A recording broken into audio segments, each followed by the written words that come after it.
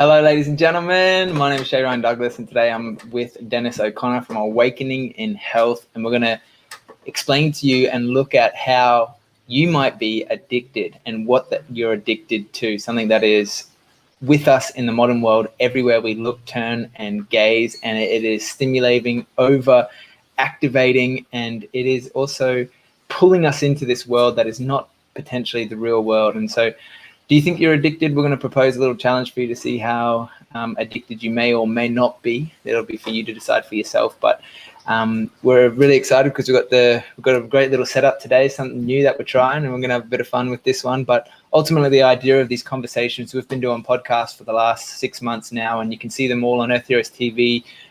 Just click the link in the descriptions if you want to see more. But we talk about everything health and well-being, everything to do with empowering you with information, education, and the tools to be able to find solutions for your own life moving forward. So Dennis has a bounty full of experience and wisdom to share with you. He's just filled with so much great knowledge that it's really exciting just to have this conversation, open it up. So Dennis, could you explain maybe a little bit more about what we're going to be talking about today? Absolutely. So we'll just evolve into it, but it kind of stems from a lot of my frustration from working in fairly acute and severe settings in mental health areas of addiction and whatnot. And this is one thing that just almost exclusively gets ignored or trivialized. And it just blows my mind because it's one of the most important things that we got to be discussing.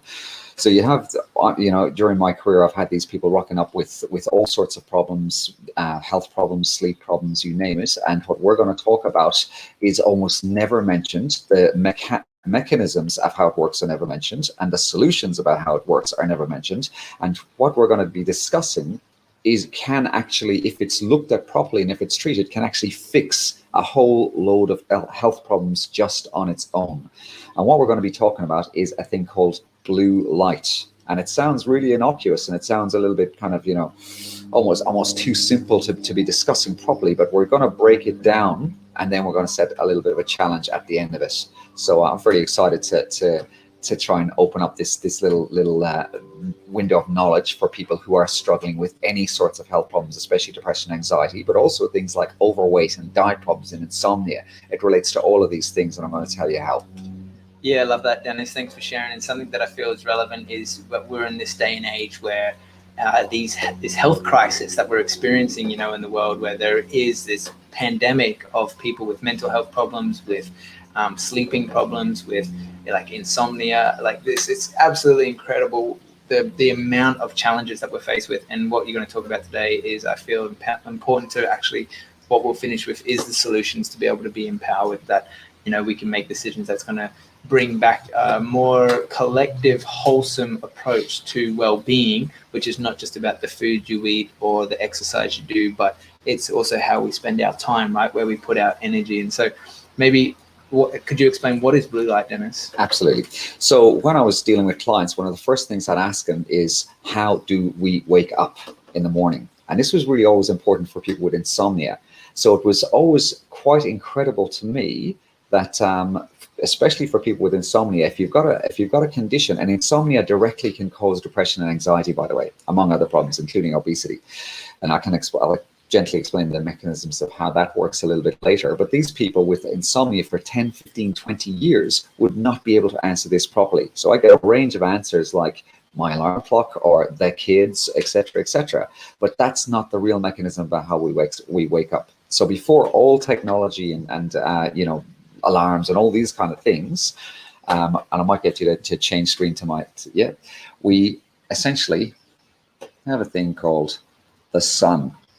Okay, and as soon as it rises, what happens is the color spectrum changes. And we have, if you think of a color spectrum, we can look at the rainbow, RAINBOW. I'm not great at multitasking, so if I make mistakes, just bear with me.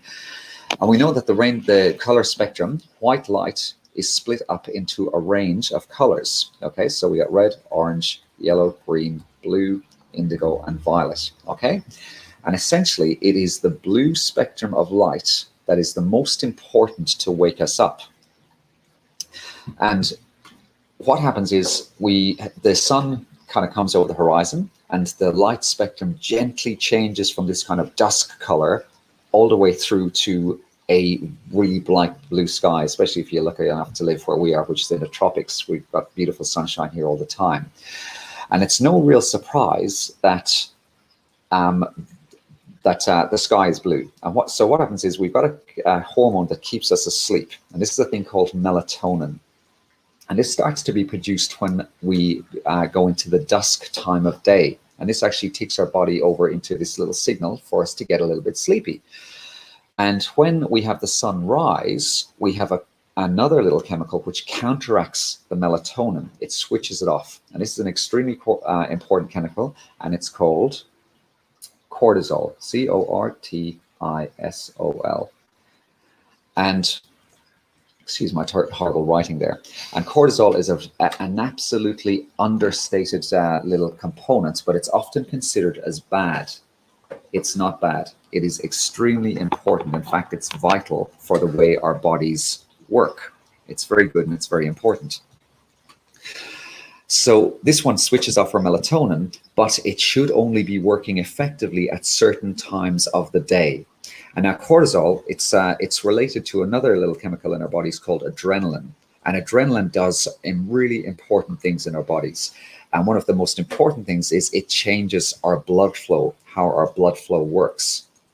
So if we've got cortisol, cortisol basically resets everything for us to be able to begin our day. It starts our digestion up, it starts our muscles up, it starts to get us active and up and running and going. But our rest and digest system is the opposite system of this kind of activity system. And they're a bit like the mechanisms of a car. You can't press your brake and your accelerator at the same time. Nothing happens. You either have to be in one place or the other. And it's our repair system that's being massively shut down due to the stimulation effects of blue light. Okay? So when I'm talking to people in relation to insomnia especially, one of the questions I would ask them is, what do you do when you can't sleep? Or what do you do before you go to bed? And the amount of times I hear, well, I put on a movie, or I look at my phone, or I take my laptop out, was absolutely incredible.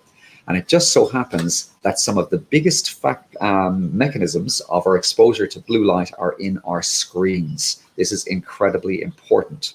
So essentially, before we go to bed and we're trying to prepare for bed, what we're doing is we're telling our bodies that it's daytime. So our cortisol system kicks in and it stimulates us to try and keep us awake. And what it also does is it stimulates our body to make energy to actually facilitate being awake. But if you're sitting, looking at your screens, looking at tablets and your phones, your metabolism is still working and it's not resting and repairing. And this actually leads to changes with how we metabolize glucose. And this also leads to things like obesity and fatigue. The list goes on and on and on. For many of our chronic illnesses, things like arthritis and chronic pain and a number of other illnesses, it's the repair system often is massively implicated in us not being able to recover.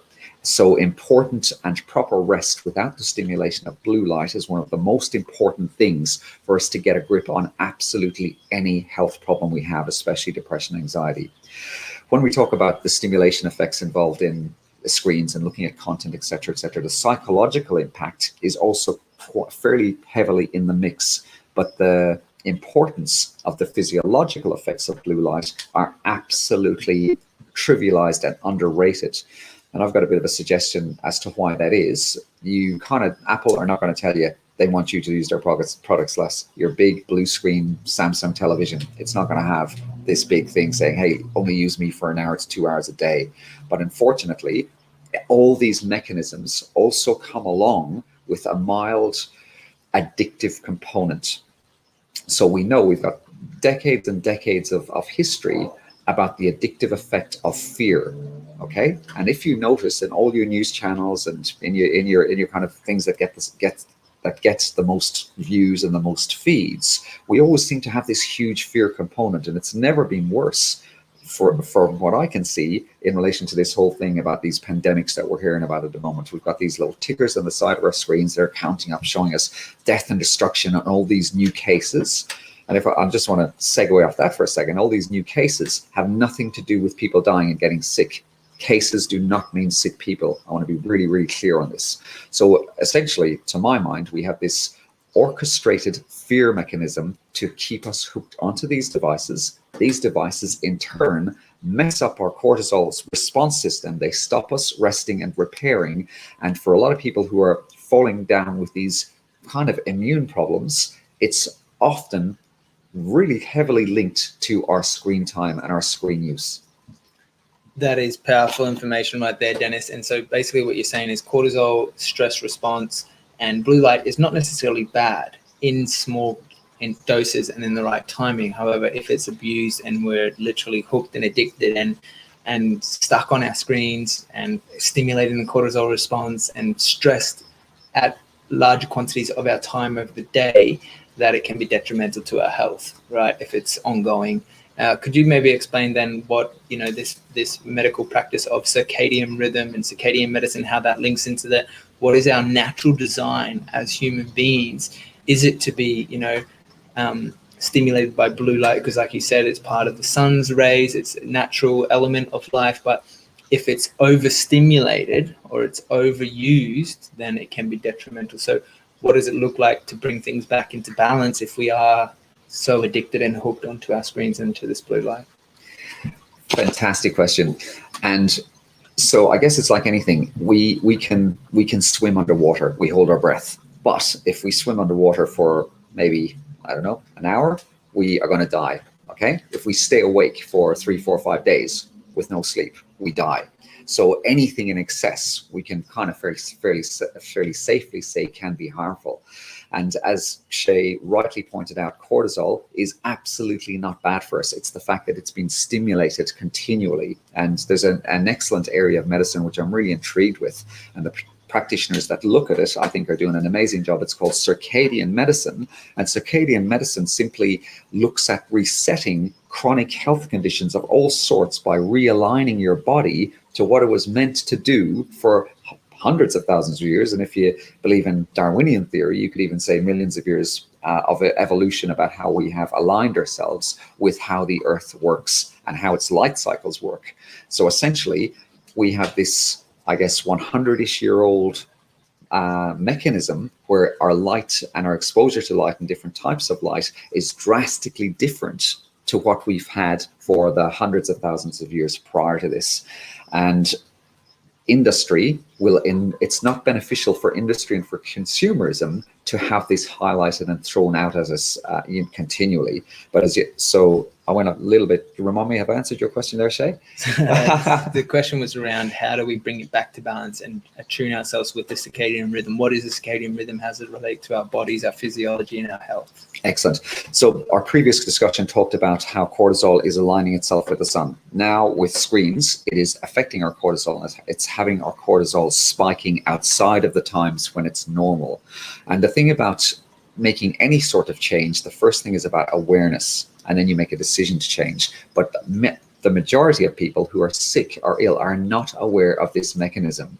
So once they're aware of it, they can try and maybe start factoring into change. And this is where we come up with this little challenge. It is so easy to find out if you have a problem with screens. And the way you have find out if you have a problem with screens is to see if you can do without them. Okay? And here's the challenge. For people to pick just one day, maybe tomorrow, maybe next day, it probably is going to have to be a time when you're not working, where you do not expose yourself to screens for 24 hours. And if you are really struggling after a 4, a 5 hour, a 10-minute period, you have we can make a safe assumption that you have quite a subtle but nasty addiction, which is compromising your health. And once you realize that, you can put mechanisms and steps in place to be able to start monitoring your screen time and to trying to reduce it in the same way as you would alcohol and severe drugs. This addiction is just as harmful and effective as the more obvious terms of addiction that we think about. The guy lying in the street with the injection in his arm, the drunk guy staggering around the pub. That's more obvious and overt. But this addiction is just as insidious and just as harmful as those ones I've just mentioned. Oh, I love that challenge. That will be an exciting one because I know what I'm like, and I'm sure there's a whole nother range of like the dopamine hits with the social media and the likes and being accepted by our community and other people, and striving for some sort of egoic identity of like having this online persona that we're so attached. Like the furthest these devices leave our side is maybe on the bedside when we go to sleep. They're always around us, they're always connected to us, and I would suggest hyper overused in so many ways. But I'm keen to bring it back to what you were sharing around the understanding the cycles. I really love that, and looking at how nature operates in cycles, and the seasons operates in cycles. And if we have this cycle of the sun that goes around, which changes in the seasons of the year, winter, the cycles are different versus summer, the cycles are different. How does it affect? I guess my question is to explore when we are not in sync with the natural cycles of life. What happens to the human psyche, the human body, the human biology, when, say, for example, we are not in the natural cycle of the seasons? And what I mean by that is what I've experienced is in the winter seasons when the sun cycle is smaller and less, there's less energy from the sun, less blue light, and so that seems to be a time to be more insular, more inwards, more relaxed and less energy. But if we keep overdoing it, like adrenal fatigue, or what is the outcome if we are so addicted to our screens and we're out of our cycles? Obviously we talked about all of these illnesses, such as the mental illness, the depression, the lack of sleep, the lack of energy. What else could be a detrimental ricocheting effect from that? Excellent question.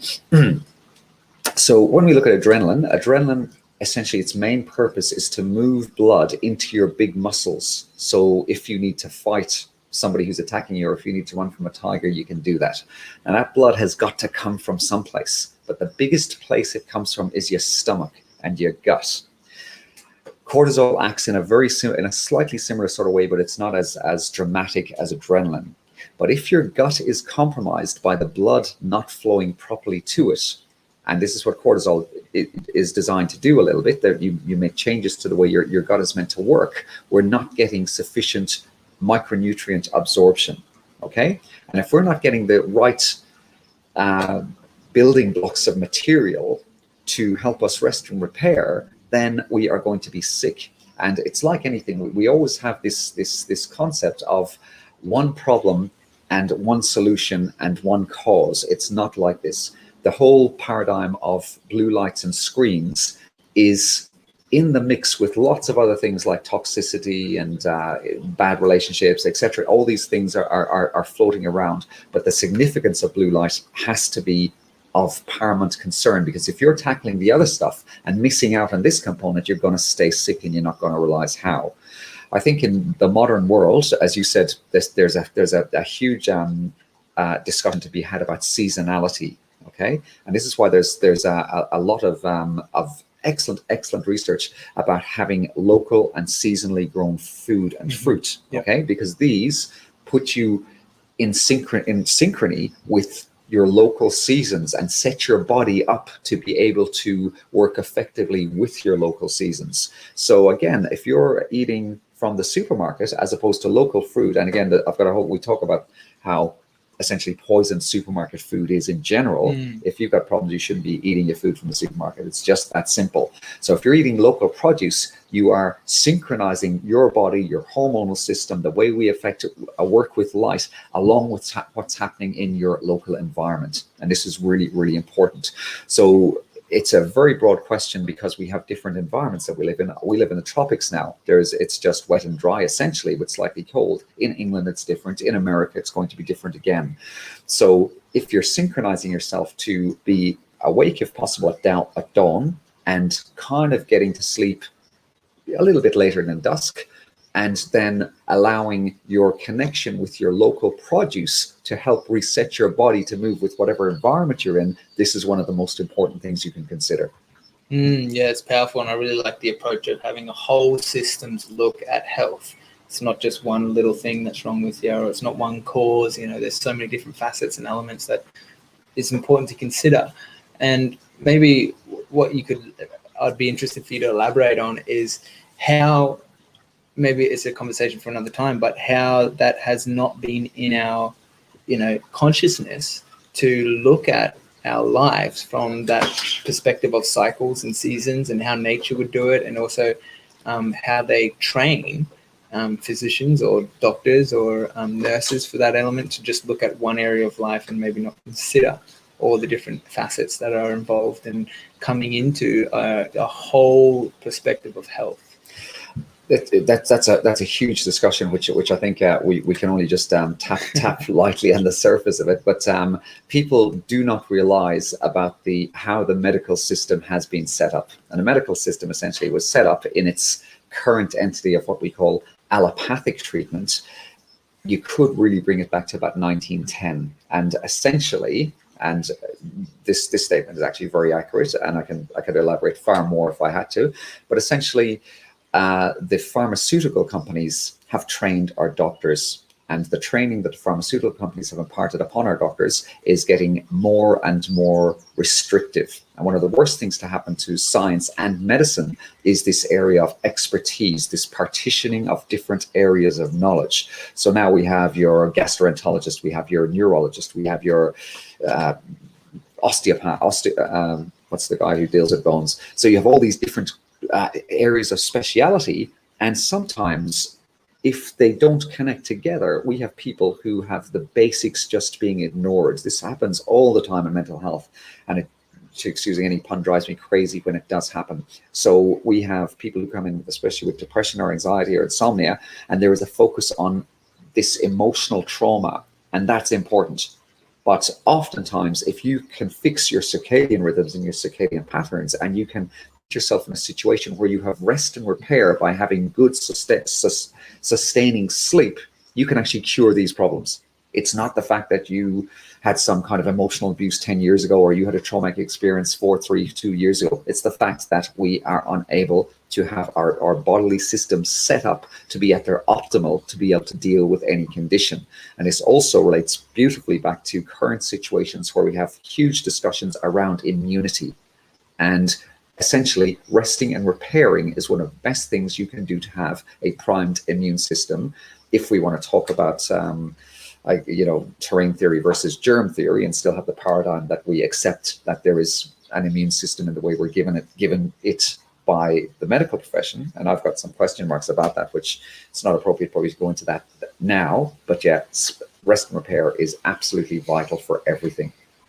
And potentially, what might be considered resting in today's day and age might not be resting. And what I mean by that is sitting on the couch, flicking through our phones, even though we're not physically doing something, there's still this mental stimulation that's happening. And so it's essentially not really resting, but it's actually overstimulating with more information, more images, more color and light. And so that is actually activating that response without us actually physically doing something. Like you said, the cortisol there is designed to move blood to the muscles when we're endangered or when we're in a stressful environment.